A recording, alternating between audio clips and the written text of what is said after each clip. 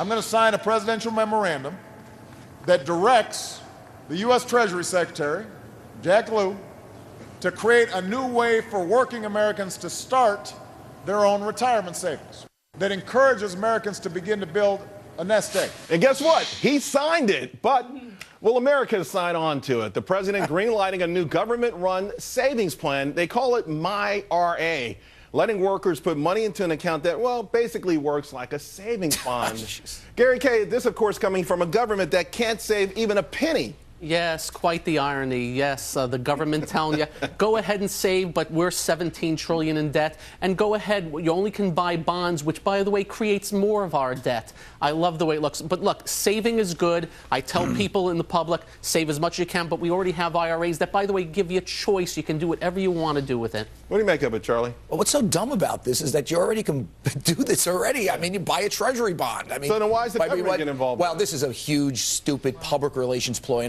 And I would say this. I mean, it is actually dumb because you can actually go out. You don't need, this plan to buy a treasury bond. But there's an extortionary aspect here. What he is basically saying is to employers, help us run massive deficits by that. Well, what is this? What is this? He's not saying why don't you invest in corporate America? He's saying buy our debt. It won't, but it won't amount to enough money to matter to our debt. Number one. That's not the reason he's doing it. The reason he's doing it is so he can go during the State of the Union address and say, "Hey, I'm reaching out to people who are not socking money away." The thing doesn't make any sense to me because the way we save in this country is already so complicated. When you say buy Apple, deductible IRAs, non-deductible IRAs. You should have said buy Apple. Roth. Right. Like, we don't need another complicated retirement vehicle that's impossible to figure out. And there's a $15,000 limit on these things for the lifetime of it. So that's why it won't amount. So, Adam, to why is the government even getting involved in this? It seems like they already have a lot on their plate. First of all, I don't disagree that this is mostly PR because it won't amount to much for anybody. It won't amount to much for the government. It won't amount much to savers. Having said that, we know for a fact that many, many people in this country are poor savers. They just aren't good at it. We all need help. This offers a small amount of help to get people into the habit of saving, and there's absolutely no reason to criticize that. But I guess there is a reason, though, because here, Ben, I would rather tell people to buy one of your books. I mean, come on. No, I disagree. What I'm trying to say is that there are opportunities out there. Would you give your money to the United States government to invest for you, or even to hold on to? Would you give it to them? Look. At low rates. Yes.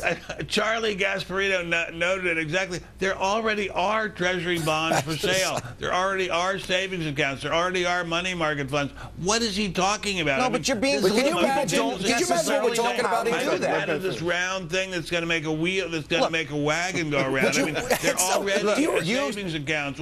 What's he talking about? Ben, just think about what we're saying here. Listen, could be involved in that. Listen, you smarty pants are going to hate this, but people either don't know how about what Adam is saying. Don't buy those instruments. And so the president is offering a way Hold on one second. This is a serious question. But here, they don't know how to go to a bank and put money. Or maybe they could pick up a copy of this magazine called Fortune, Adam. But go ahead. That's a great idea. I mean, now we're talking. Let me ask you this, Adam. Would you hire President Obama as your financial advisor? You know, you're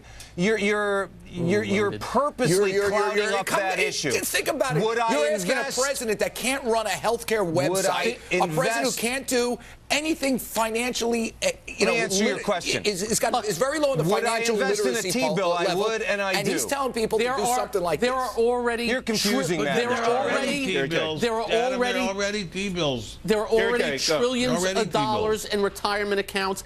People have gotten it. They have done a good job with it. And to say, oh, you can have this account, but only one thing, a T-bill versus you do a market, I'm sorry, I don't like that. That's the thing that frustrates me about savings vehicles in this country. The government has already made it so complicated between traditional IRAs and Roth IRAs. You add another one, and this one has income limits, and this one has a maximum amount that you can accumulate. Why are we just saying at low rates? I would like them to. Let me just finish my thought. I just want them to simplify it and open the door for people to save as much as they want to. It's stupid. Isn't it stupid? Let's leave it there, guys. Hey, get this. Now, the same week that Washington wants us to save more, Congress gives us a farm bill sizzling with more pork spending. The Forbes gang is cooking up the answers on that at the top of the hour. But up here next, What if I told you the folks looking out for consumers are snooping on consumers? We report, you just run and hide.